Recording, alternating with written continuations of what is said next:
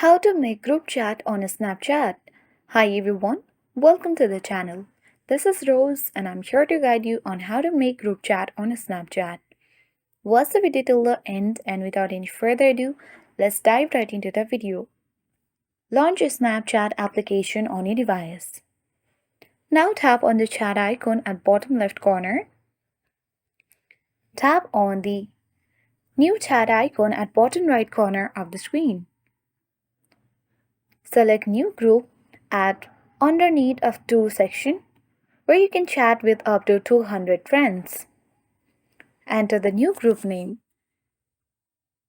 and you can select any of the friends or user from this Best Friends section or Recent section. Scroll down and after that you can easily tap on Chat with Group at bottom center of the screen.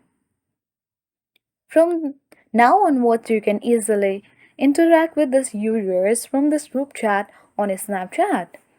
That's all for today. Hope this video helped you.